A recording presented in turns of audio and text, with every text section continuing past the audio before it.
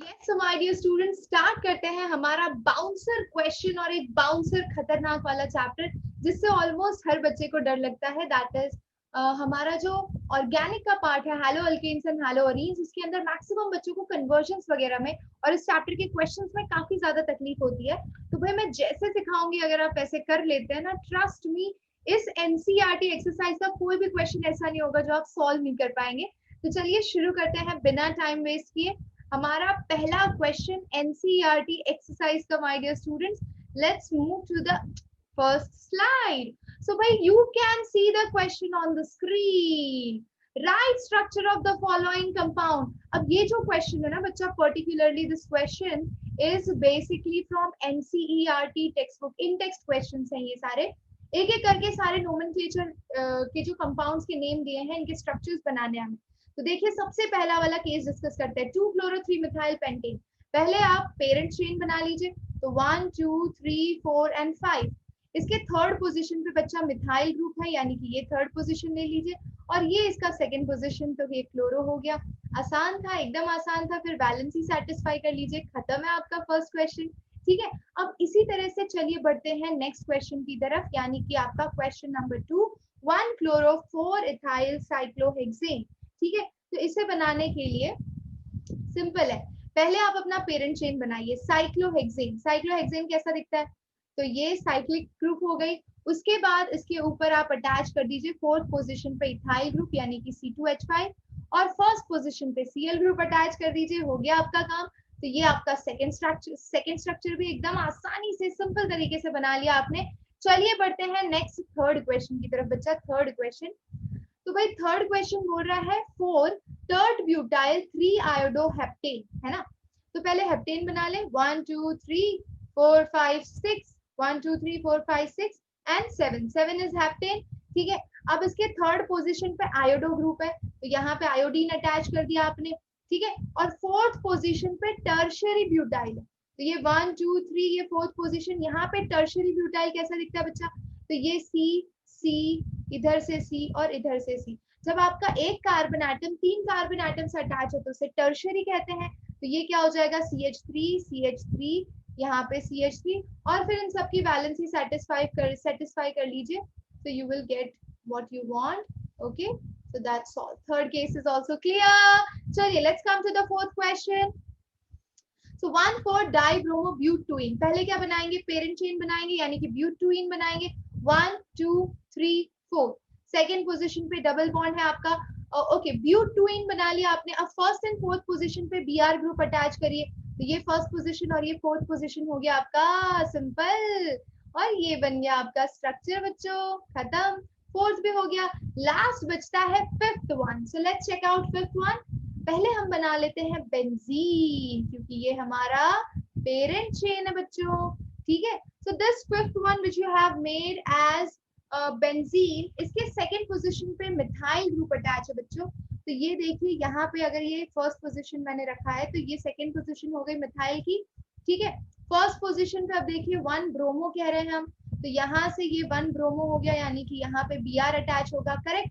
I hope you are understanding. Let's come to 4 secondary butyl, तो ये first second, ये third और ये फोर्थ पोजीशन। तो यहाँ पे 1 2 3 एंड 4, ये हो गया आपका सेकेंडरी ब्यूटाइल है बच्चा, मिस्टेक हो जाएगी, दिस इज टर्शियरी।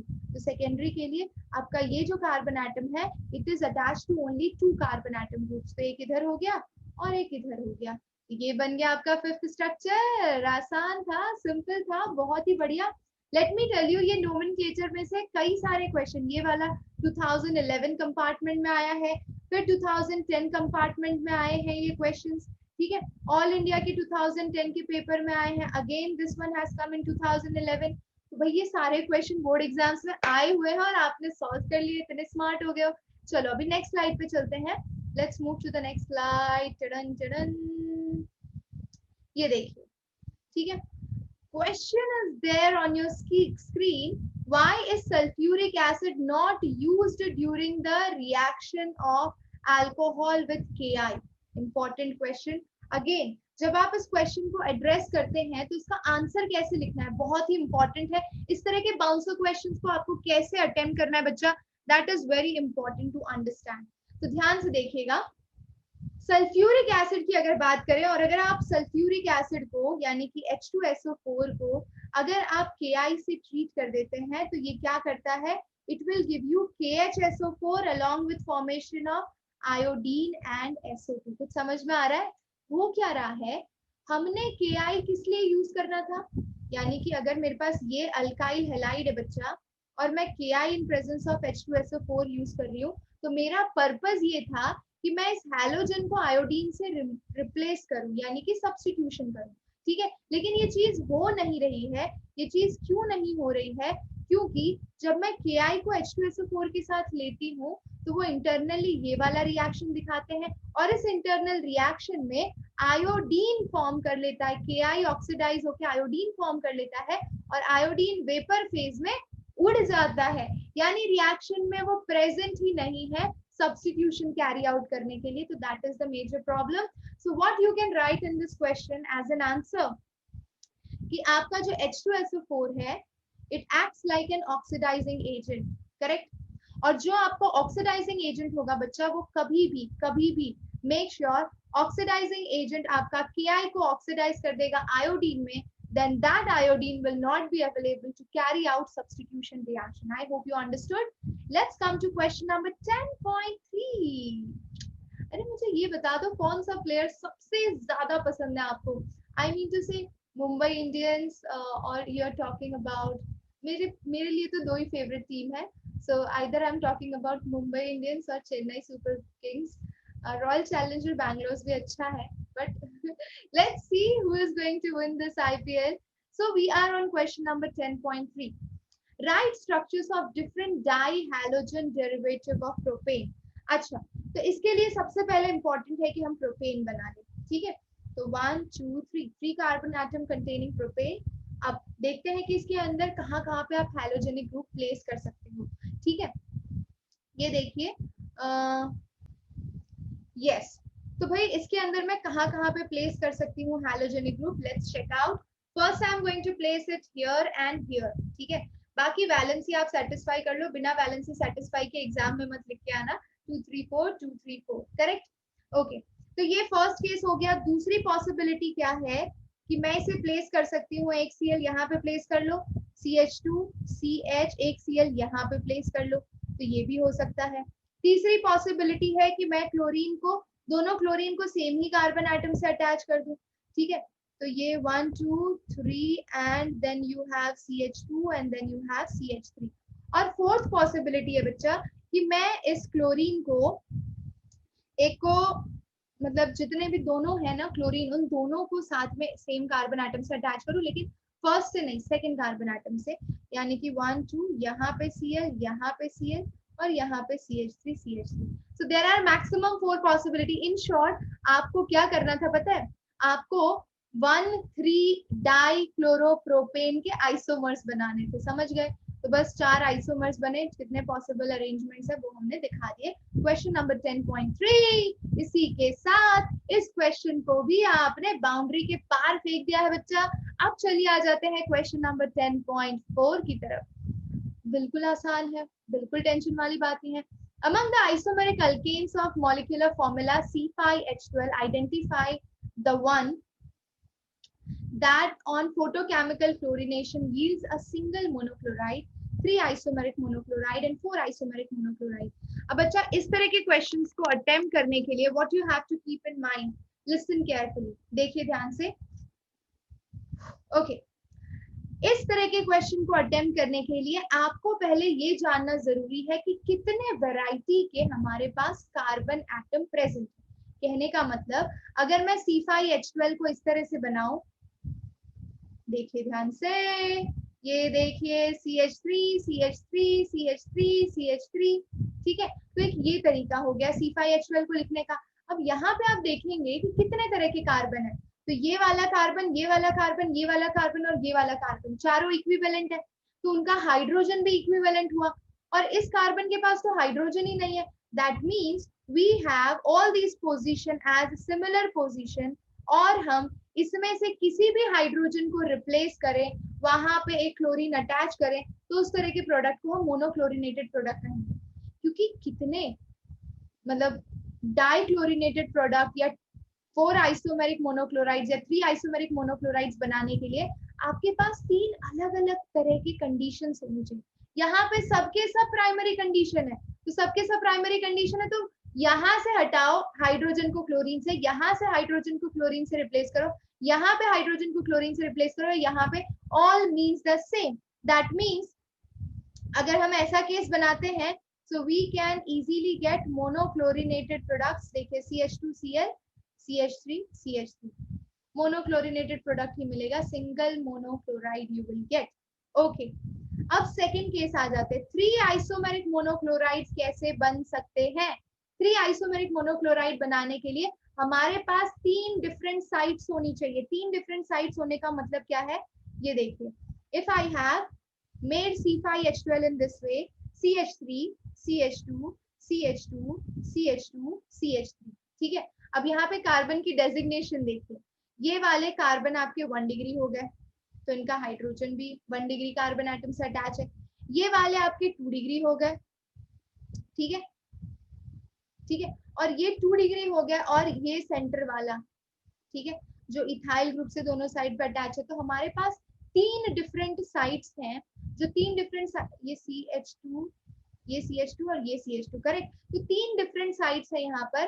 आपका क्लोरीन अगर आता है तो या तो वो इस साइड पे अटैच हो सकता है, या तो वो इस साइड पे अटैच हो सकता है, या तो वो इस साइड पे अटैच हो सकता है। तो यहाँ पर हमें 3 isomeric monochloride as a product मिलेगा।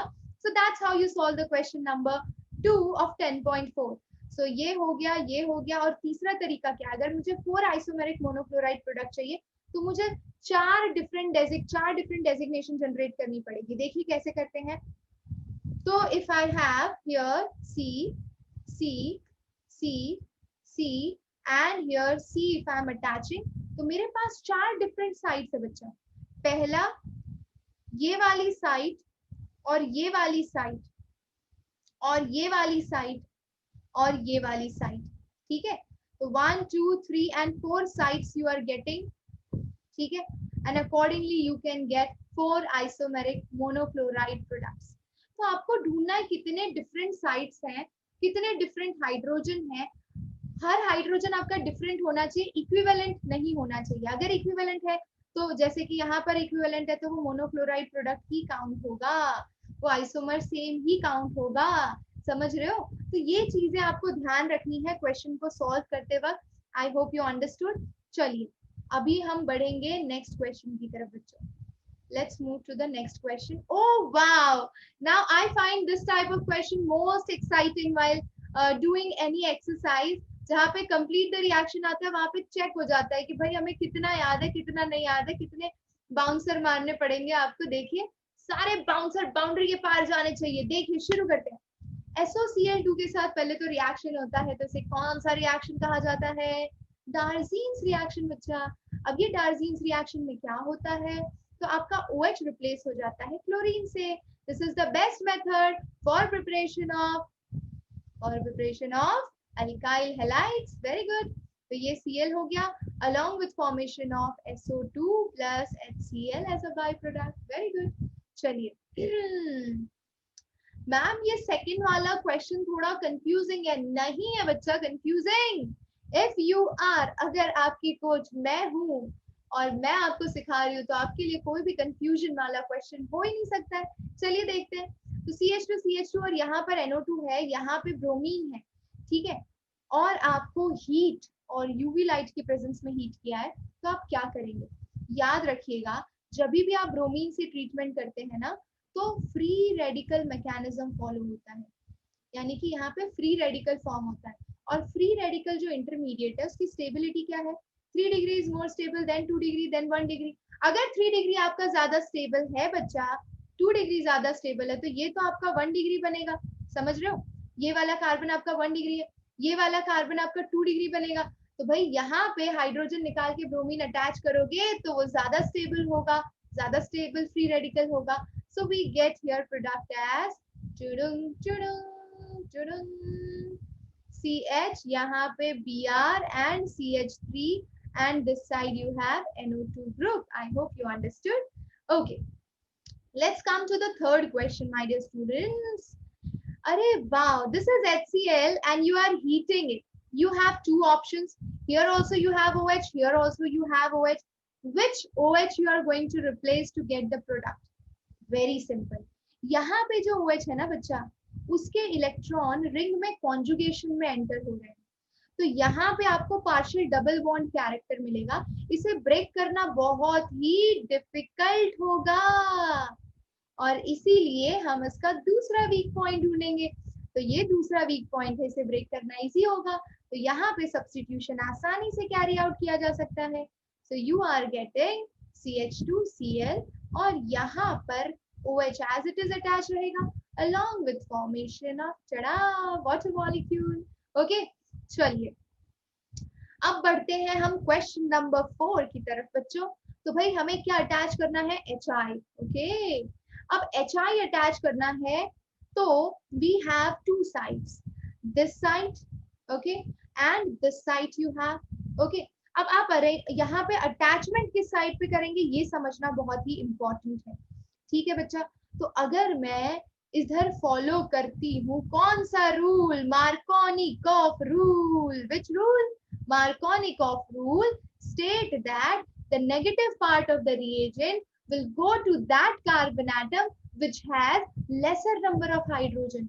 तो यहाँ पर देखिए इस कार्बन के पास, उसके पास एक हाइड्रोजन तो है, लेकिन इस कार्बन की चारों वैलेंसी satisfied है, there is no hydrogen. So iodine will prefer this side rather than that side. And for the fourth case, you are getting product as यहाँ पे हाइड्रोजन जाएगा, यहाँ पे CH3 और यहाँ ही पे आयोडीन अटैच होगा बच्चा.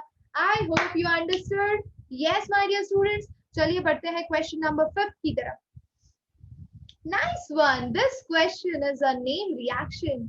जैसे कि ध्वनि मारते हैं एकदम घुमा फिरा के हेलीकॉप्टर शॉट, वैसे ही इस प्यारे रिएक्शन का नाम है my dear students Finkelstein reaction. Very good. अब इस फिंकलस्टेन रिएक्शन में क्या होता है? सिंपल, NaBr निकालना होता है, प्रोडक्ट को चुपचाप लिखना होता है और फिर शांति से गोलगप्पे खाने होते हैं. तो ये बन गया आपका प्रोडक्ट. हाँ, चलिए अब इस 6 पर आ जाते हैं. Let's come to question number 6 my dear students. Now here you can see you have bromine. You are heating bromine in presence of sunlight. तो मैंने आपको कहा था यहाँ पे जहां पे भी सनलाइट दिखे वहां पे कौन सा मैकेनिज्म फॉलो होता है बच्चा? फ्री रेडिकल मैकेनिज्म फॉलो होता है. और फ्री रेडिकल मैकेनिज्म या फ्री रेडिकल इंटरमीडिएट की स्टेबिलिटी ऑर्डर सिमिलर होती है किसके? कार्बोकेटाइन की सिमिलर होती है. तो कार्बोकेटाइन एंड फ्री रेडिकल की स्टेबिलिटी ऑर्डर इज सेम. ठीक है, और अगर उनकी स्टेबिलिटी ऑर्डर सेम होती है तो आपको पता है कि ऑर्डर क्या होता है इनका? 3 degree is more stable than 2 degree than 1 degree. और 3 डिग्री से भी ज्यादा स्टेबल कौन सा कंडीशन होता है? Benzyl and allyl. तो ये देखिए बेंजाइल ये वाली कंडीशन हो जाएगी because this carbon is sp3 hybridized which is attached to that carbon atom which is double bonded which is sp2 hybridized. तो ये वाली साइड बेंजाइल हो जाएगी या ये वाली साइड बेंजाइल हो जाएगी. किसी भी साइड पे आप ब्रोमीन अटैच कर सकते हैं, या तो यहाँ पे या तो यहाँ पे. सिंपल. ठीक है, so we are going to attach at any one side. I'm going to attach it here and that's your product my dear students. I hope you understood and we get HBr as a byproduct. अच्छा, कभी आपने देखा है cricket के अंदर by product generate होते हुए?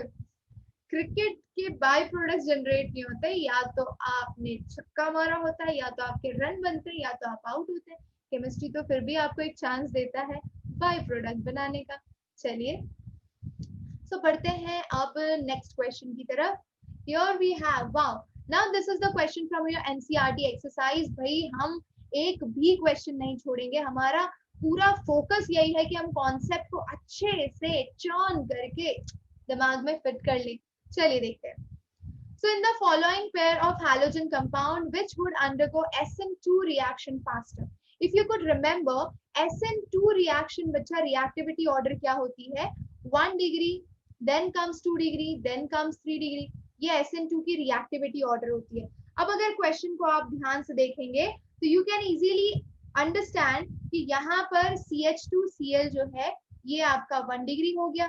लेकिन ये वाला आपका 2 डिग्री है। तो प्राइमरी हैलाइड SN2 रिएक्शन बहुत फास्ट दिखाता है, खत्म हो गया काम। अच्छा, यही चीज अगर आप इन दोनों में कंपेयर करते हैं, है कि नहीं, यहाँ पे आयोडीन अटैच है, यहाँ पे Cl अटैच है। अब SN2 रिएक्शन में एक और चीज इंपॉर्टेंट है कि कौन एक बेहतर लीविंग ग्रुप है बच्चा। तो बेहतर लीविंग ग्रुप आपको कौन सा लग रहा है इन दोनों में से? अरे iodine is a better leaving group. और अगर आयोडीन आपका बेटर लीविंग ग्रुप है क्योंकि उसकी साइज बड़ी है तो वो SN2 बहुत आसानी से दिखाएगा। अगर आपने ये SN1 एंड SN2 मैकेनिज्म बहुत अच्छे से पढ़ा है तो इस क्वेश्चन में आपको कोई दिक्कत नहीं होगी, कोई तकलीफ नहीं होगी। चलिए आ जाइए, example number 10.7 my dear students, let's check out. Predict the order of reactivity. Yes, predict the order of reactivity of following compound in SN1 and SN2 reaction. अच्छा, हमें order of reactivity बतानी है, लेकिन उसके लिए हमें 4 isomeric bromobutanes बनाने पड़ेंगे, ठीक है। तो we will take the next slide because here we have lesser space. So we'll move to the next slide to solve this question. हम देखेंगे 4 isomeric bromobutanes कैसे बनाते हैं, देखिए ध्यान से। Wow! Now this is a solved example of your NCERT, लेकिन कई बच्चों को ये solved example नहीं समझ में आ रहा होगा। I will tell you how to do it. ठीक है, तो 4 isomeric products कौन से हो गए? पहला ये हो गया 1 bromobutane, दूसरा हो गया अगर मैंने ब्रांचिंग कर ली, देखिए पहला वाला तो ये केस है, आपको दिख ही रहा है। दूसरा वाला ये केस है, देखिए सी सी and here you have Br and here you have C attached to it and here you have C attached to it. ठीक है, तो ये ब्रांचिंग हो गई आपकी। और हम थर्ड केस पे जाते हैं तो वी हैव 1 2 3, यहाँ पे Br अटैच है, यहाँ पे CH3, तो ये तो 2 डिग्री हो गया। And last case is 3 degree, ठीक है। ये देखिए, तो हमें रिएक्टिविटी ऑर्डर SN1 रिएक्शन के लिए तो पता है, SN1 रिएक्शन के लिए रिएक्टिविटी ऑर्डर होता है 3 डिग्री 2 डिग्री 1 डिग्री, ये SN1 के लिए है। और SN2 के लिए क्या होता है बच्चा? Exactly opposite, 1 degree 2 degree 3 degree, correct. तो यही चीज हम यूज कर लेंगे। क्योंकि ये 3 डिग्री है तो ये सबसे ज्यादा रिएक्टिव होगा, तो सबसे ज्यादा रिएक्टिव प्लेस किया है। उसके बाद देखिए ये वाला आपका 2 डिग्री है, ठीक है, तो उसके बाद ये वाला प्लेस किया है, तो ये हो गया आपका 3 डिग्री, ये हो गया आपका 2 डिग्री। अब हमारे पास कंफ्यूजन इस और इस केस में है, ठीक है। तो अगर मैं ध्यान से देखूं this case and this case my dear students, so in this case this condition is more stable, SN1 reaction के लिए this condition is more stable. Why? Because it is greater electron donating effect is shown by this group. This group is showing plus I effect more strongly rather than the above one, और इसीलिए ये जो carbocation form होगा उसे ज्यादा stabilise करेगा और इसीलिए ये ज्यादा स्टेबल होगा। तो ये वाला and then comes this one. I hope you understood, that is for SN1। Okay, अब यही ऑर्डर SN2 के लिए, तो SN2 के लिए रिएक्टिविटी ऑर्डर पूरी तरह से किस पे डिपेंड करती है? स्टेरिक हिंड्रेंस पर, यानी कि भीड़ भाड़ कितनी है। ज्यादा भीड़ भाड़ होगी तो SN2 अच्छे से नहीं दिखाएगा, भीड़ भाड़ कम होगी तो SN2 अच्छे से दिखाएगा। तो सबसे कम भीड़ भाड़ 1 डिग्री में, उसके बाद ये वाले में, उसके बाद ये वाले में। अरे ये तो एग्जैक्टली ऊपर वाले को ऑपोजिट चलना है, खत्म हो गया question. Very good, let's clear the drawing and let's see what was the second question. We will move to the previous slide first to check out the question. Yes बच्चा, तो ये चल रहा है हमारा थर्ड एम्पायर का review, और third umpire पीछे की बॉल को देखकर बताएंगे कि आगे का रिजल्ट क्या होगा। तो क्वेश्चन ये है कि you have C6H5 CH2Br and this and this and this, okay.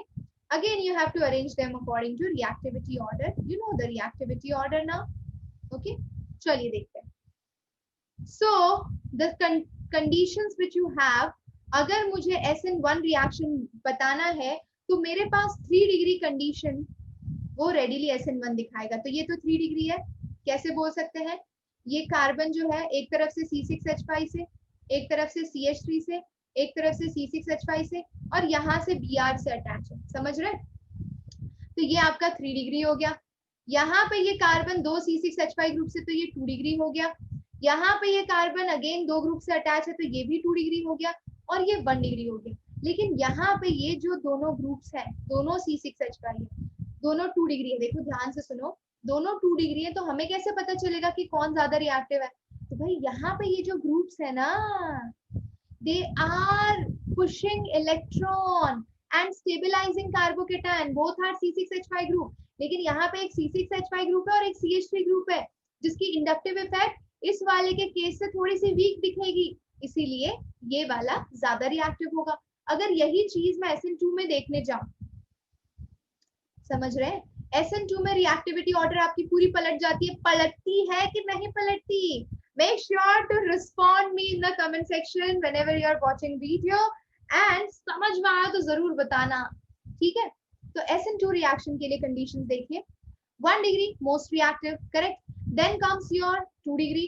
2 degree में भी ये वाला केस क्यों पहले लिया? क्योंकि ये दोनों ग्रुप बल्की है, दोनों तरफ से बेंजीन रिंग लगेगी, तो भाई ग्रुप बल्की होगा ना, स्टेरिक हिंड्रेंस जनरेट होगी ना, तो इसीलिए हम बोल रहे हैं लेस स्टेरिक हिंड्रेंस इसमें है, तो ये आएगा, फिर ये आएगा, फिर ये आएगा। समझ गए? अरे समझे कि नहीं समझे? ये थी मलिंगा की बॉल और आपने इसको हिट किया है AB डिविलियर्स की तरह। क्या बात है? चलिए अब इसको क्लियर करते हैं and we will move to wow. Now we have one more sweet question. We would love to check this out, how this question will go. Arrange each set of compounds in order of increasing BP. अच्छा बच्चों एक चीज ध्यान रखिएगा, जब भी आपको boiling point के बेसिस पे क्वेश्चन आए, तो boiling point is directly proportional to molar mass and boiling point is inversely proportional to branching. ये चीजें आपको ध्यान रखनी है, ठीक है? तो चेन जितनी लंबी होगी बॉइलिंग पॉइंट उतना हाई होगा, ब्रांचिंग होगी बॉइलिंग पॉइंट कम हो जाएगा, मोलर मास हाई होगा बॉइलिंग पॉइंट हाई होगा। तो ये कुछ चीजें हैं that you need to keep in mind before moving to this question. चलिए अब पहला इंपॉर्टेंट है कि भाई हम पहले बना ले क्या है ये ब्रोमोमीथेन क्या होता है। First one bromomethane. So we have CH3Br bromoform, तो CHBr3, ओके। क्लोरोमीथेन यानी CH3Cl एंड डाइब्रोमोमीथेन यानी CH2Br। अरे भाई सबसे ज्यादा मोलर मास किसका होगा? ब्रोमोफॉर्म का होगा ना बच्चा, क्योंकि ब्रोमोफॉर्म में 3 ब्रोमीन अटैच है, तो इसका BP सबसे ज्यादा CHBr3 का। उसके बाद जिसमें 2 Br ग्रुप है वो आएगा, तो CH2Br। उसके बाद कौन आएगा? सो ब्रोमीन और क्लोरीन, फिर कल बाहर आई आंटी, ठीक है? तो नीचे जाते तो एटॉमिक मास आपका इंक्रीज होता है, और एटॉमिक मास अगर आपका इंक्रीज हो रहा है बच्चा, तो मुझे ये बताइए कौन नेक्स्ट मेंबर आएगा? टड़ा, ब्रोमीन का मोलर मास ज्यादा है तो CH3Br आएगा, और सबसे कम है क्लोरीन का, क्लोरीन और छुटकू सबसे लास्ट आए ना, तो ये हो गया आपका बॉइलिंग पॉइंट का ऑर्डर, सिंपल सा। चलिए अभी सेकंड वाले पर आ जाते हैं। You can take the screenshot if you want. Let's take up the second one. Okay, the second one which you can see on your screen, that is also quite simple, but we need to make their structures. 1 2 3, first position पे Cl group attached है, यहाँ पे CH2 CH2 CH3, wow, isopropyl chloride 1 2 3 and अरे ये तो isopropyl तो बना लिया आपने, अब यहाँ पे Cl अटैच होगा, CH3 CH3 and CH and 1 chlorobutane, 1 2 3 4, and then you have Cl group, correct?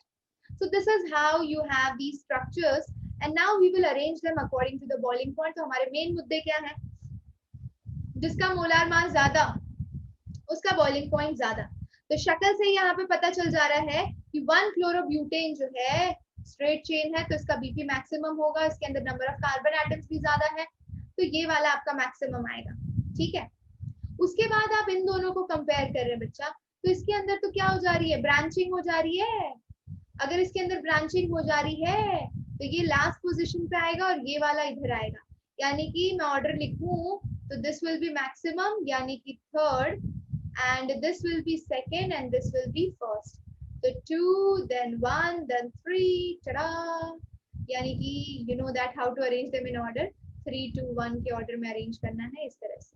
Okay, very good. चलिए तो अब नेक्स्ट आगे बढ़ते हैं। I hope you understood this question also my dear students. चला, ओह वाओ, मैंने कहा था ना ये complete the following type of questions I really love so much. सिर्फ रिक्त स्थानों की पूर्ति करनी होती है, इसीलिए बड़ा आसान होता है ये। ठीक है, HBr अटैच कर रहे हैं। HBr जब आप अटैच करते हैं in absence of peroxide, so it follows Markovnikov rule, correct. और ये मार्कोनिकॉफ रूल फॉलो करेगा बच्चा, so negative part of the reagent will go to that carbon atom which has lesser number of hydrogen atom. चला, तो ये इधर चला जाएगा और आपका फर्स्ट केस का प्रोडक्ट बन जाएगा 1 2 3 4 5 and this way, and here यहाँ पे attachment है, and then you get C, here you have H, here Br will get attached, single bond C, H, H, H, H, very good, this is the first product. Second आ जाते हैं, again Markovnikov rule, Cl will go to that carbon atom which has lesser number of hydrogen, तो second case के लिए आपका answer हो जाएगा CH3, CH2, CH, Cl, single bond CH3, very good, क्या बात है, बहुत ही बढ़िया, स्मार्ट कबूतर्स, वेरी गुड। चलिए अब नेक्स्ट क्वेश्चन पर आ जाते हैं बच्चा, क्वेश्चन नंबर 3। यस, पेरोक्साइड क्या करेंगे, इसमें लगाएंगे anti Markovnikov rule, very good. Anti Markovnikov rule हमारा क्या कहता है कि negative part of the reagent will go to that carbon atom which has more number of hydrogen, and this will go here, so you are getting this product like this, tada tada tada, and this CH2, and here you have carbon, then you have your hydrogen, single bond CH2Br, very good। Proud feel हो रहा है खुद पे, होना भी चाहिए यार, इतने अच्छे से आसानी से सिंपल तरीके से आप इतने भारी भारी क्वेश्चंस को सॉल्व कर ले रहे हैं और कर लिए हो, तो चले अब आगे बढ़ते हैं। Let's move to the next slide. Wow, now this question again a very important one, we need to focus on the key complex point of this particular question. Okay, देखिए क्वेश्चन है कि अगर आपका अल्काइल हैलाइड KCN के साथ react करता है तो आपका प्रोडक्ट RCN यानी कि साइनाइड बनता है, लेकिन अगर यही अल्काइल हैलाइड AgCN के साथ रिएक्ट करता है तो आपका प्रोडक्ट RNC बनता है। ये साइनाइड है और ये आइसोसाइनाइड है। तो क्वेश्चन ये पूछा गया है कि ऐसा क्यों होता है, वाई बच्चों, वाई, रसोड़े में कौन था वाई, ठीक है। तो भाई प्रॉब्लम ये है कि जो हमारा KCN है ना बच्चा, वो कैसा है, आयोनिक, और जो स्पीशीज आयोनिक होती है वो पानी में जाके आयोनाइज हो जाती है, K plus and CN minus. अब अगर ये CN माइनस अल्काइल हैलाइड के पास आता है, ठीक है, तो you know that alkyl halide का बॉन्ड पोलर होता है, ये पार्शियल नेगेटिव और ये पार्शियल पॉजिटिव होता है बच्चा। तो सीधी सी बात है कि, और एक और फैक्ट आपको पता है कि CN जो है वो एक एम्बिडेंट न्यूक्लियोफाइल है। कैसा न्यूक्लियोफाइल है, एम्बिडेंट न्यूक्लियोफाइल। एम्बिडेंट न्यूक्लियोफाइल क्या होता है, ऐसा न्यूक्लियोफाइल जो अपने दोनों ही साइड से इलेक्ट्रॉन उसके पास होते हैं और दोनों ही साइड से न्यूक्लियोफाइल की तरह बिहेव कर सकता है, ठीक है। तो ये तो हमारा इलेक्ट्रोफिलिक सेंटर है। अब इस इलेक्ट्रोफिलिक सेंटर से या तो कार्बन अटैच हो ले या नाइट्रोजन अटैच हो ले, कोई भी अटैच हो सकता है, लेकिन प्रेफर किया जाता है कि यहाँ पे R है मतलब कौन सा एलिमेंट होगा, कार्बन होगा। R है मतलब क्या होगा, कार्बन होगा। तो कार्बन एंड कार्बन का बॉन्ड बड़ा ही स्टेबल होता है, rather than if you compare to carbon and nitrogen bond. Carbon carbon का बॉन्ड क्यों स्ट्रॉन्ग होता है बच्चा, दोनों सिमिलर साइज के हैं, एक्सटेंट ऑफ ओवरलैपिंग हाई होती है, ठीक है। तो ये सारे रीजन है, small size, extent of overlapping high होने की वजह से दे प्रेफर कि अगर मेरे पास दो साइड हैं तो मैं जाऊंगा कार्बन कार्बन बॉन्ड बनाने, ना कि कार्बन नाइट्रोजन बॉन्ड बनाने, क्योंकि carbon carbon bond is more stable. Good, I think you understood. अब देखते हैं पिक्चर में ट्विस्ट कहाँ आता है। तो ये काम AgCN क्यों नहीं करता मैम, क्योंकि AgCN कोवेलेंट है ना बच्चा, कोवेलेंट है तो उसका बॉन्ड कैसा होगा, Ag के साथ C, triple bond N। Carbon के पास फ्री इलेक्ट्रॉन्स ही नहीं है कि वो न्यूक्लियोफाइल की तरह एक्ट कर सके, तो हमारे पास सिर्फ नाइट्रोजन बचता है जो एक न्यूक्लियोफिलिक सेंटर की तरह बिहेव कर सके। तो जब भी अल्काइल हैलाइड आता है और उसके पास AgC ट्रिपल बॉन्ड N आता है, तो क्योंकि कार्बन के पास ऑप्शन नहीं है, इसीलिए ये नेगेटिव और ये पार्शियल पॉजिटिव, तो ये इलेक्ट्रोफिलिक साइड पे ये नाइट्रोजन अटैक करके RNC बनाता है। ठीक है, समझ गए? सिंपल था, आसान था, बोलो समझे कि नहीं समझे? आ गया होगा समझ में, मुझे बड़ा अच्छे से पता है, पूरा कॉन्फिडेंस है मुझे। हमारे स्टूडेंट्स इतने प्यारे हैं ना, इतनी शांति से शिद्दत से चीजों को दिमाग में फिट कर रहे होंगे। मैं जानती हूँ तुम लोग एग्जाम में रॉक करने वाले हैं, 95+ लाने वाले हो, इतना भरोसा है। ठीक है, तो कॉन्सेप्ट को स्टेटमेंट वाइज लिखने के लिए आपको एनसीईआरटी ने पूरा लिख के दे ही दिया है, ये देखिए, है ना। आपको सिंपल याद क्या रखना है, KCN आयनिक है, AgCN कोवेलेंट है, कोवेलेंट का बॉन्ड टूट नहीं पाता कार्बन का, इसीलिए वो नाइट्रोजन से कंबाइन होता है। ऊपर वाले में दोनों साइड से अटैच हो सकता है, लेकिन कार्बन कार्बन बॉन्ड ज्यादा स्टेबल होता है, that's why it prefers it in that way. चलिए अगली स्लाइड पे चलते हैं हम, जरा सा, जरा सा। Okay, now here you can see this question. I think I need a pen. Let's take a pen. Ta-da, ta-da. Okay. In the following pair of halogenic compound, which would undergo acenturia? Wow, this question we have already done. I think this is repeated. We will move to the next slide. ऐसे bonus point मिलते तो बड़ा मजा आता है, हाँ? ये तो हो गया है ma'am. Okay, let's move to the next question. Identify chiral and achiral molecule in each of the following pairs of compound, wedge and dash representation according to class 11. Okay. Chiral center बताना है. Chiral center कौन सा होता है? When the carbon atom is attached to 4 different atoms or group of atoms, चारों group of atoms different होंगे, तभी हम उसे chiral कहेंगे. अच्छा, तो ये वाला देखिए, अरे ये वाला chiral है, यहाँ पे तो ये दोनों सेम है, तो ये एक chiral है. Correct? I hope you understood. Okay, next one, let's see question number 2. यहाँ पे ये वाला जो कार्बन है, I will take a different pen. Okay, तो ये ग्रुप, ये ग्रुप, ये ग्रुप और ये वाला ग्रुप चारों डिफरेंट है, और यहाँ पर ये वाला ग्रुप और ये वाला ग्रुप सेम है, तो ये कायरल हुआ और ये ए कायरल हुआ. थर्ड पे आ जाइए. तो this carbon atom is attached to CH3, Br, and here this and here hydrogen, but on this side this carbon atom is attached to this group and from both the sides it is attached to hydrogen. तो ये एक chiral हुआ और ये chiral हुआ. समझ गए? Simple सा क्वेश्चन था, कुछ तामझाम नहीं था इसके अंदर. ऐसे क्वेश्चन इतने इजी तो नहीं आएंगे. ठीक है, चलिए. Okay, now we have a bigger question and it will consume a lot of time. No problem, हम करेंगे. टाइम कंज्यूम होने से क्या होता है? क्वेश्चन समझना बहुत जरूरी है, सोल्यूशन समझना बहुत जरूरी है, तभी आप एग्जाम में लिख पाएंगे, है कि नहीं? So the question is, can you think why does NO2 group shows its effect only at ortho and para position and not at meta position? चढ़ा, बहुत जोरदार क्वेश्चन है ये. चलिए बनाकर देखते हैं. So first we will make it on ortho and para position to prove the statement correct, and then we will show the same reaction at meta position. चलिए. So this is your alkyl halide, है ना? This is Cl, and I am bringing one nucleophile OH minus. ठीक है? It's better if I write this whole thing like this.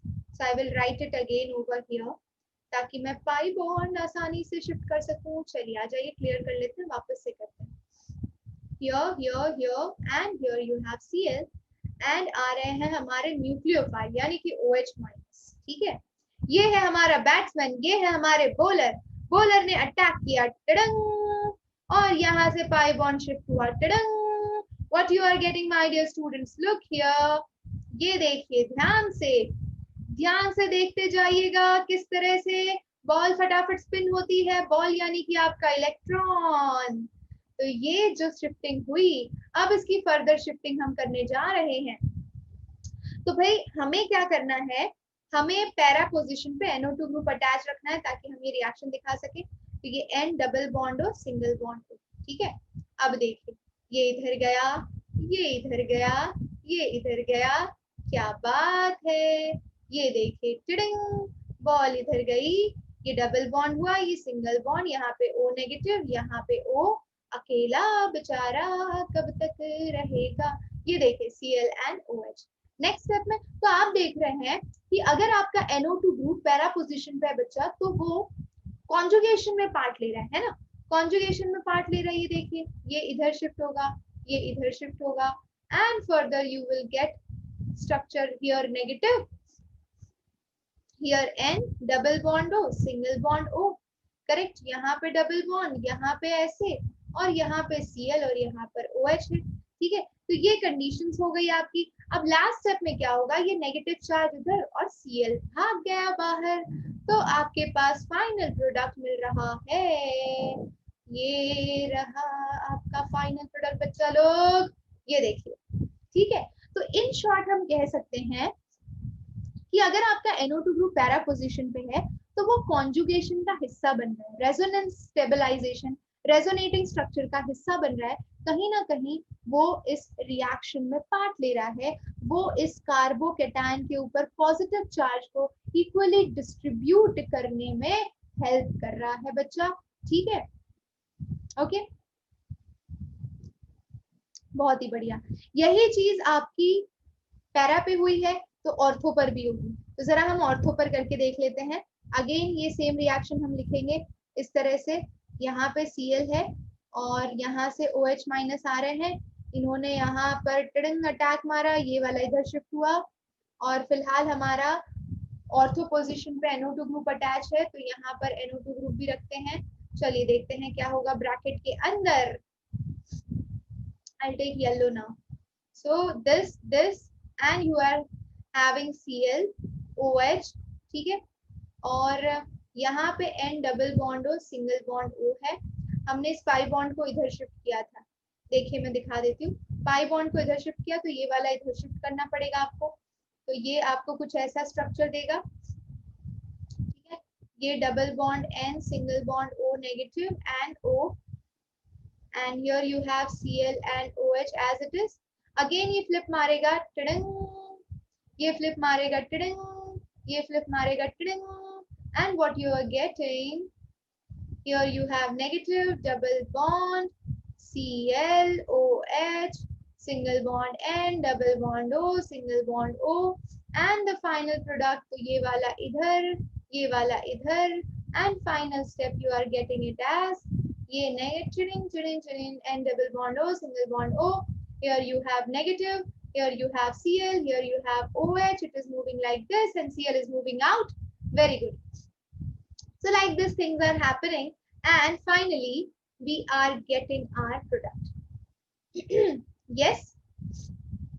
तो यहाँ पे भी हमने देखा कि आपका NO2 ग्रुप है वो कॉन्जुगेशन में पार्ट ले रहा है, रिंग को स्टेबलाइज करने में हेल्प कर रहा है। लेकिन अगर अगर अगर मैं NO2 ग्रुप मेटा पोजीशन पे लूं बच्चा, तब देखिए पूरा पासा कैसे पलट जाता है। NO2 को जैसे ही आप मेटा पोजीशन पे रखते हैं, ये देखिए, ओहो ओहो, ऐसे नहीं बनाना था। याद रखिए, आप भी मेरी तरफ मिस्टेक मत करिए, पाई बॉन्ड यहाँ रखिए तो आपको शिफ्ट करने में आसानी होगी, ठीक है। तो ये हो गया आपका क्लोरोबेंजीन। मेटा पे NO2 आ रहे हैं न्यूक्लियोफाइल यहाँ पे, और ये यहाँ पे शिफ्ट हुए। अब ले लूंगी मैं वाइट, ये देखिए, ये ऐसे, ये ऐसे, ये N double bond O single bond O, यहाँ पे Cl, यहाँ पे OH, यहाँ पे नेगेटिव। अब जरा देखिए, अगर मैं इस बॉन्ड को इधर शिफ्ट करती हूँ तो साइमल्टेनियसली मुझे एक पाई बॉन्ड ब्रेक करना पड़ेगा। तो भाई पाई बॉन्ड ब्रेक करने के लिए NO2 के पास तो यहाँ पे सिंगल बॉन्ड है, तो हम इस साइड पे तो जा ही नहीं सकते। We have to move in the ring. NO2 is not taking part in the stabilization process, and that's why NO2 at meta position will not be effective in stabilization, and that's why it is not effective in at meta position. Getting it? So I hope you understood the reason. and here Cl, and here you have OH and double bond O, single bond O, and this moves like this, Cl out, and finally you get the product. Okay, very good. So I hope you understood this question. बड़ा interesting सा मजेदार सा question था. इसको इस तरह से represent करिए. अगर ये 3 मार्क में आता है तो I think you should make these resonating structures and right your points in your own words rather than ratifying all these things. तो ये जो कार्ब एनायन का स्टेबलाइजेशन कर रहे हैं ना ये लोग, यही मेन मुद्दा है. NO2 ग्रुप कार्ब एनायन का स्टेबलाइजेशन कर पा रहा है ऑर्थो एंड पैरा पे, मेटा में वो पार्ट ही नहीं ले पा रहा है रेजोनेंस स्टेबलाइजेशन में, and hence we can say it is not operative at meta position. I hope you got this. चलिए आगे बढ़ते हैं. Okay, my dear students, I think we are ready to move to the next slide. Wow, oh my god. Now this question is quite small. You will say, ma'am, इतना बड़ा question, इतना भारी over. Let's see. हम तो कर लेंगे, आपको भी करा दूंगी मैं, टेंशन मत लीजिए. देखिए कैसे करना है. इनको यहाँ पर प्लेस कर देते हैं. Although chlorine is an electron withdrawing group, yet it is orthopara directing in electrophilic aromatic substitution reaction. यानी कि आपका क्लोरीन जो है ये एक इलेक्ट्रॉन विड्रॉइंग ग्रुप है, यानी माइनस आई इफेक्ट दिखाता है, लेकिन yet it is orthopara directing in electrophilic aromatic substitution. लेकिन कई बारी क्या होता है, यही क्लोरीन आपका प्लस आर इफेक्ट दिखाने लगता है. अब कैसे दिखाता है, कौन सी कंडीशंस में दिखाता है वो देखते हैं. ठीक है, तो let's check out. Here we have, ये देखिए, ये देखिए, ये आपका अल्काइल हैलाइड है, ये आपका इलेक्ट्रोफाइल है, क्योंकि आप electrophilic substitution aromatic substitution reaction कर रहे हैं. तो आपका बेंजीन रिंग न्यूक्लियोफाइल की तरह एक्ट करेगा, इलेक्ट्रोफाइल पे वो अटैक करेगा, इलेक्ट्रोफाइल यहाँ पर आकर अटैच हो जाएगा, लेकिन ये वाली साइड आपकी पॉजिटिव जनरेट हो जाएगी. समझ रहे हैं, ये वाला कार्बन, क्योंकि ये वाले कार्बन ने तो इलेक्ट्रॉन दिया, तो इससे तो छिन गया ना वो बॉन्डेड पेयर ऑफ इलेक्ट्रॉन, तो उसके ऊपर पॉजिटिव चार्ज आ जाएगा. अगर उसके ऊपर पॉजिटिव चार्ज आ गया और ऊपर आपका Cl है, और Cl अगर इलेक्ट्रॉन विड्रॉइंग ग्रुप की तरह बिहेव करेगा बच्चा, तो ये तो आपका डिस्टेबलाइज हो जाएगा. एक तो हमारा कार्बन ऑलरेडी भूखा है, ऊपर से क्लोरीन उससे इलेक्ट्रॉन छीन रहा है, तो वो और भी ज्यादा भूखा गरीब और वो हो जाएगा. ठीक है, तो हमें ऐसा तो नहीं करना है. इंडक्टिव इफेक्ट आपके रिंग को डिस्टेबलाइज कर रहा है, आपके कार्बोकेटायन को डिस्टेबलाइज कर रहा है. So what we need to, अगर आपका ये जो इलेक्ट्रोफाइल है इस पे बेंजीन रिंग अटैक करे और ये जो पॉजिटिव चार्ज जनरेट हुआ है, तो इस सिनेरियो में अगर क्लोरीन आपका रिंग के अंदर इलेक्ट्रॉन देता है तो वो कार्बोकेटायन को स्टेबलाइज करेगा. और इसीलिए हम कहते हैं कि इलेक्ट्रोफिलिक सब्स्टिट्यूशन के टाइम पे क्लोरीन का plus R effect is considered to be dominating than minus I effect, क्योंकि ये जो प्लस आर इफेक्ट है वो उसके कार्बोकेटायन को स्टेबलाइज कर रहा है. समझ गए? तो stabilisation is the key. Stabilise होना बहुत जरूरी है. स्टेबलाइज कर लिया आपने, ठीक है, तो स्टेबलाइज कर लोगे. ऑर्थो पोजीशन पे भी ये चीज हो सकती है, पैरा पोजीशन पे भी स्टेबलाइजेशन हो सकता है. तो बस यही आंसर है कि अगर वो माइनस आई इंडक्टिव इफेक्ट दिखाता है तो कार्बोकेटायन को डिस्टेबलाइज करता है, इसीलिए हम प्लस आर इफेक्ट को ज्यादा डोमिनेटिंग यहाँ पर कंसीडर करते हैं. My dear students, I hope कि आपको ये क्वेश्चन भी बड़े ही तरीके से, सलीके से एकदम दिमाग में फिट हो गया. करेक्ट? ओके, तो ये पूरा स्टेटमेंट भाई इसी तरह से रिप्रेजेंटेशन करना है आपको एग्जाम के अंदर. बेवजह का कुछ भी फालतू का नहीं लिखना है, जैसा दिया है वैसा लिखिए, क्योंकि कॉन्सेप्ट समझ में आ गया तो अब इसमें थोड़ा बहुत आप अपने हिसाब से ऐड सब्ट्रैक्ट कर सकते हैं. आपको पता है मेन मुद्दा क्या है, स्टिक टू द मेन मुद्दा. Okay, wow, now this is a very very very very simple question बच्चा. चलिए क्वेश्चन देखते हैं. Which alkyl halide from the following pair would you expect to react more rapidly by SN2 mechanism? Explain your answer. Okay, बहुत ही simple है. SN2 mechanism के लिए मैंने reactivity order आपको पहले ही बता दी, 1 डिग्री, 2 डिग्री एंड 3 डिग्री।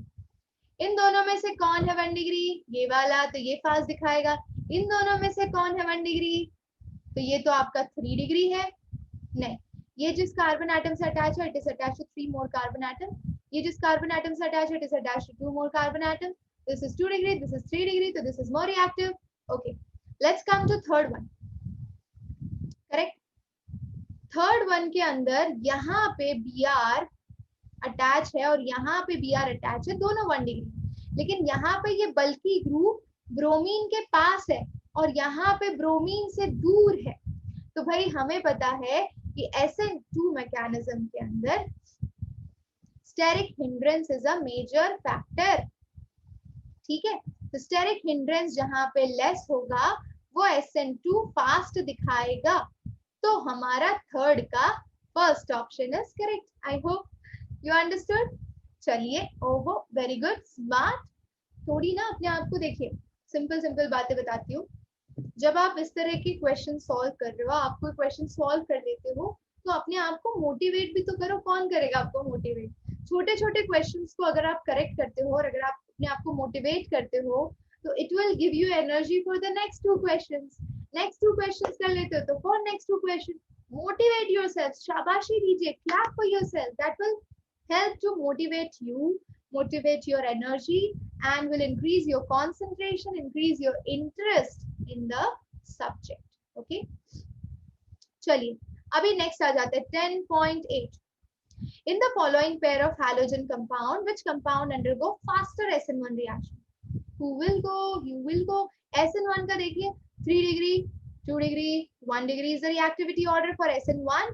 ठीक है, तो यहाँ पर देखिए ये वाला 3 डिग्री है तो ये ज्यादा रिएक्टिव होगा, और यहाँ पे ये 2 डिग्री है तो ये ज्यादा रिएक्टिव होगा। सिंपल। तो भाई इसी तरह से आपको क्वेश्चंस करने हैं। अब मैं देखना चाहती हूँ, ये सब इंटेक्स के क्वेश्चन चल रहे, देख रहे कितने सारे इंटेक्स क्वेश्चन है। एक और क्वेश्चन लेते हैं 10.9। I think 10.9, yes, last we will take 10.9। Okay, तो जब भी आप magnesium with bromine in presence of dry ether treat करते हैं बच्चा, क्या होता है?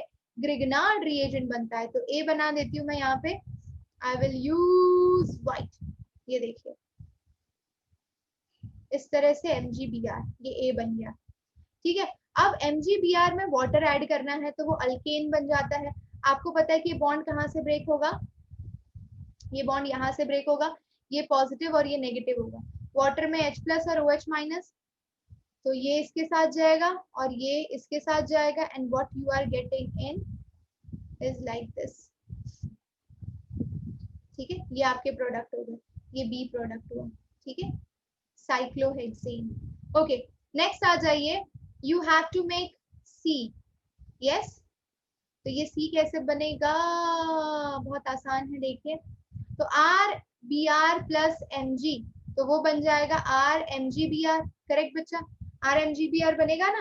अब RMgBr आपने बना लिया, तो आपको आइडेंटिफाई करना है कि ये R ग्रुप है कौन सा, क्योंकि ये आपने C बनाया ना, तो C में R ग्रुप तो आइडेंटिफाई करना पड़ेगा, क्योंकि उसको फर्दर आप D2O से ट्रीट कर रहे हो, तो वो कुछ ऐसा प्रोडक्ट दे रहा है।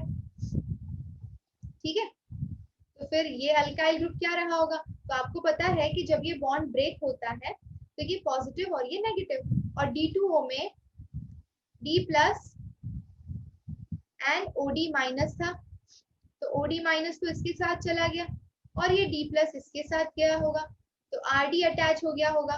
तो ये आपका R ग्रुप है और ये आपका D ग्रुप है। तो R ग्रुप आपको क्लियर हो गया क्या है आपका? ठीक है, आपका R ग्रुप यहाँ पे C स्ट्रक्चर में बना देती हूँ येलो से। ठीक है, तो you have the C group as CH3 CH CH3 and here you have MgBr। इसमें जब आप D2O अटैच करेंगे तो यहाँ पर आपका D आएगा और यहाँ पे OH आ जाएगा और आपका डिजायर्ड प्रोडक्ट ये वाला बन जाएगा। ठीक है, वेरी गुड।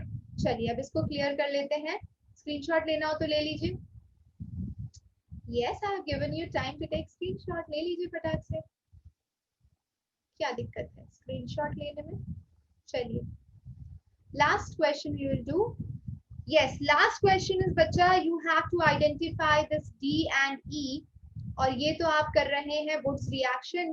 तो वुड्स रिएक्शन का स्टार्टिंग मटेरियल कुछ ऐसा रहा होगा, CH3C CH3 CH3, यहाँ पर X हैलोजन अटैच हुआ होगा. ठीक है, तो ये वाला रिएजेंट है. इसको मैंने अगर Mg से ट्रीट कर दिया तो ये बन जाएगा CH3C CH3 CH3 MgX. और इसको मैंने अगर वाटर से ट्रीट कर दिया तो H plus and OH minus ion, इस बॉन्ड को ब्रेक करिए, ये OH इधर चला जाएगा, you are getting CH3C CH3 CH3 and नीचे यहाँ पर H और यहाँ पे MgOH. खत्म, आसान था. और इसी के साथ हमने ये पर्टिकुलर एक्सरसाइज कंप्लीट कर ली है बच्चा. तो भाई इसी तरह से क्वेश्चंस को सॉल्व करते जाइए, राइटिंग प्रैक्टिस ज्यादा से ज्यादा करिए, आपको बिल्कुल भी इस तरह के क्वेश्चन में तकलीफ नहीं आएगी. और भाई इसी तरह के और भी सॉल्यूशंस के लिए what you can do is, description में से लिंक को क्लिक करिए, डिस्क्रिप्शन में जाके लिंक को दबाइए और आप प्ले स्टोर से एप्लीकेशन डाउनलोड कर लीजिए और ऐसे ही अनलिमिटेड स्टडी मटेरियल आप वहां पर जाकर एक्सेस कर सकते हैं फ्री में, फ्री ऑफ कॉस्ट. तो just check out the description box and just go for it.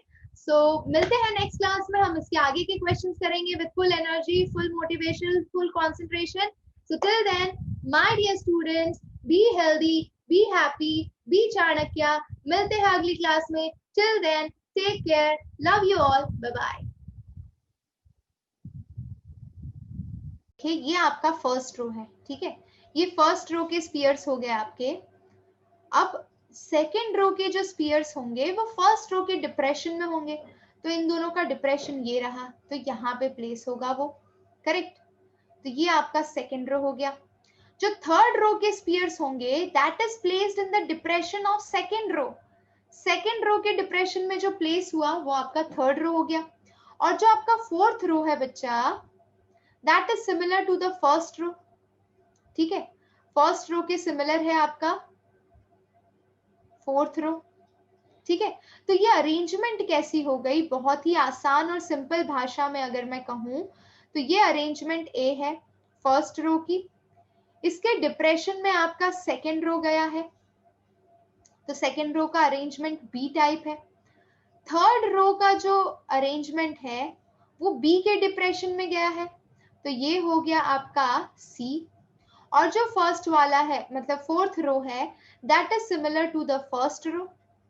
तो हम बोल सकते हैं ये अरेंजमेंट कैसी हो गई आपकी, एबीसी टाइप अरेंजमेंट हो गई. और इस तरह की पैकिंग को हम बोलते हैं क्यूबिक क्लोज पैकिंग. बहुत ही सिंपल. तो ये फोर्थ रो फर्स्ट के सिमिलर होगा.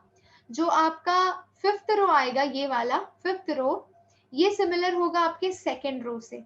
ठीक है, और जो सिक्स्थ रो आएगा वो सिमिलर होगा थर्ड रो से. तो ये सिंपल हो गया लॉजिक क्यूबिक क्लोज पैकिंग का. I hope you understood. तो भाई second row of sphere is placed in depression of first row, third row sphere is placed in depression of second row, fourth row is similar to first row, fifth to second and sixth to third row. यानी कि simple arrangement हो गई cubic close packing के अंदर ABC type की बच्चा. तो I hope you understood. Let's move now to the next slide, and our next slide and next question is, as you can see on the screen, how many lattice points are there in one unit cell of each of the following lattice. ठीक है, तो इसके अंदर अगर आप FCC के लिए जाते हैं तो फेस सेंटर पे atoms are present at the corner, present at corners and as well as at the face centre, as well as at the face centres. तो भाई अगर मैं सारे एटम्स निकालूं तो एट द कॉर्नर्स का क्या अरेंजमेंट हो जाएगा, at the corners. So there are total 8 corners और हर एक कॉर्नर पे जो एटम होगा वो उस पर्टिकुलर यूनिट सेल को 1/8 कंट्रीब्यूट करेगा. 8 कैंसिल, तो ये 1 हो गया. एट दी फेस सेंटर्स, तो फेस सेंटर्स पे अगर बात करें तो टोटल हमारे पास 6 फेसेस हैं क्यूब के अंदर. और हर एक फेस की बात करें, मान लीजिए ये फेस है तो ये एक और यूनिट सेल, ये फेस 2 यूनिट सेल से शेयर हो सकता है, तो हम इसे 1/2 से मल्टीप्लाई करते हैं तो ये 3 हो गया, दैट इज 3. तो 3 + 1 4, तो number of atoms in a unit cell if it is face centred cubic unit cell तो 4 हो जाएंगे number of unit cells for FCC. आसान था, ठीक है। Face centred tetragonal, now this is the twist. तो बच्चा फेस सेंटर टेट्रागोनल देख के आपको डर नहीं जाना है, बाउंसर है, गुगली है भाई, डरना नहीं है इससे। अरे भाई एफसीसी जहां दिख जाए आपको यही चीजें लिखनी है, चाहे वो टेट्रागोनल हो चाहे वो क्यूबिक हो। एटम्स आपके कॉर्नर पे प्रेजेंट होंगे और फेस के सेंटर पे प्रेजेंट होंगे। फेसेस आपके चेंज होने वाले नहीं है, वो 6 ही रहने वाले हैं, तो आपका काम खत्म हो गया। तो दूसरे केस का भी आंसर यही होगा, डिट्टो एकदम इस केस जैसा ही। अब थर्ड पे आगे बढ़ते हैं। थर्ड हमारे लिए थोड़ा सा अलग होगा क्योंकि हम बात कर रहे हैं body centred cubic unit cell की, बीसीसी की। बीसीसी के अंदर atoms are present at corners,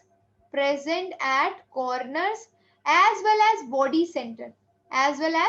centre, ठीक है। अब बॉडी के सेंटर में प्रेजेंट है तो बॉडी के सेंटर वाला तो देखिए एट कॉर्नर वाले को तो आप कैसे रिप्रेजेंट करेंगे, 8 इंटू 1/8, ये कैंसिल हो गया and this is 1। And body centre के पास अगर आप रिप्रेजेंट करते हैं तो बॉडी के सेंटर में एक ही एटम रह सकता है और वो एक ही यूनिट सेल से शेयर हो सकता है, तो ये 1 हो गया। तो total number of atoms per unit cell will be 2 for the case of BCC, this you already know. तो ये हो गया सिंपली हमारा 1.8 क्वेश्चन भी सॉल्व हो गया बच्चा। इसी के साथ we can move to question number 1.9 and that is there on the yes. तो बच्चा मेटालिक सॉलिड और आयोनिक सॉलिड के बीच में सिमिलैरिटी भी बतानी है आपको और डिफरेंस भी बताना है।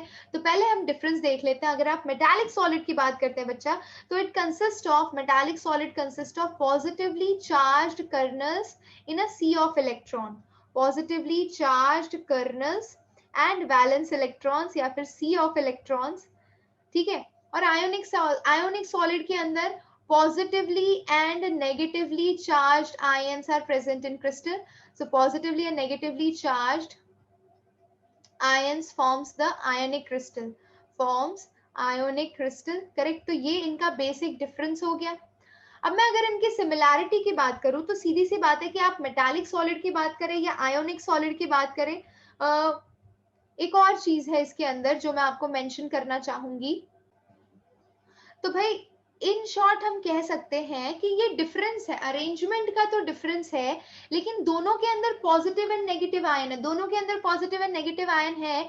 तो सिमिलैरिटी क्या हुई बच्चा, सिमिलैरिटी हुई कि they both possess electrostatic force of attraction,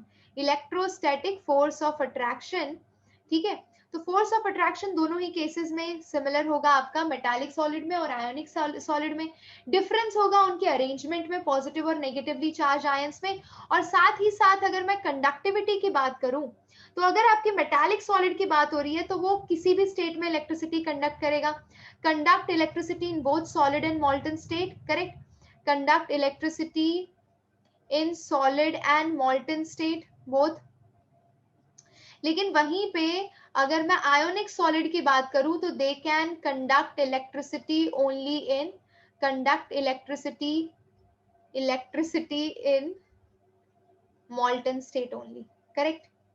तो ये एक मेजर डिफरेंस हो गया दोनों के बीच में, ठीक है, क्योंकि मॉल्टन स्टेट में उसके आयंस फ्री होते हैं तो वो इलेक्ट्रिसिटी कंडक्ट कर सकता है, अदरवाइज नहीं कर पाएगा। तो ये बेसिक डिफरेंस हो गया। अब दूसरा है explain ionic solids are hard and brittle.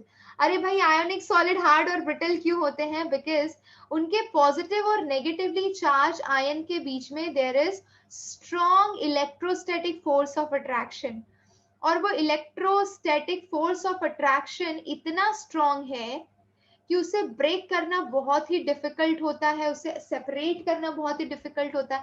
और आप उन्हें सेपरेट करना चाहते हैं तो आपको उन्हें तोड़ना ही पड़ेगा, वो तो अलग नहीं होंगे, आपका सॉलिड क्रिस्टल टूट जाएगा। That's why they are hard and brittle due to strong electrostatic force of attraction and that is very difficult to break, so they basically break down, they are quite hard, and that's all about the answer.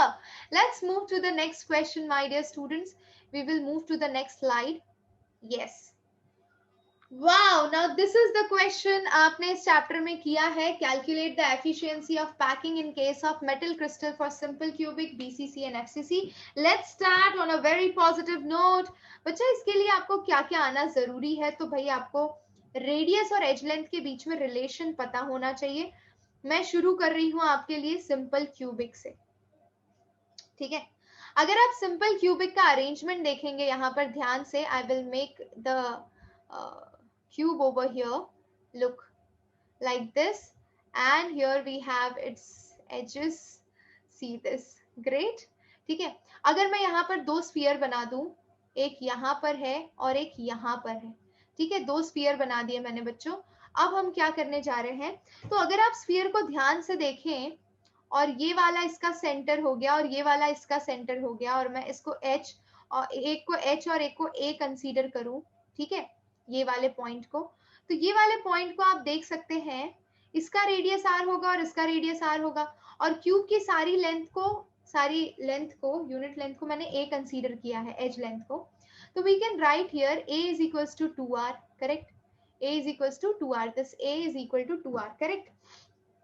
तो cubic के लिए अगर इतना आपको पता चल गया, फिर आपको पैकिंग एफिशिएंसी की फॉर्मूला अप्लाई कर देनी है।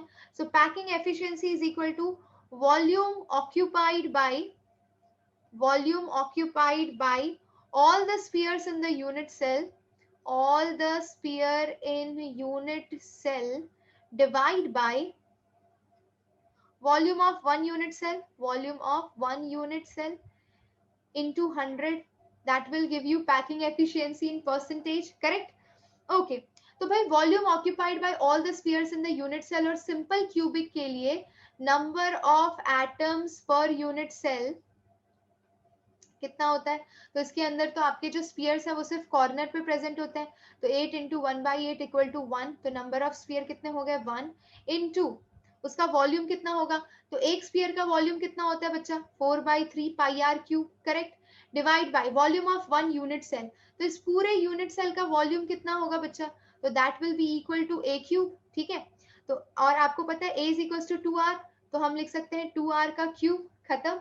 अब इसको सॉल्व कर लीजिए, 4/3 यहाँ पे पाई आर क्यूब है, और ये 2 2 4 2 8 आर क्यूब हो गया, R cube cancel, you are writing 4/8 3 24, you can write it as 2 2 4 2 12 24 and 2 6 12, यानी कि pi/6 into 100।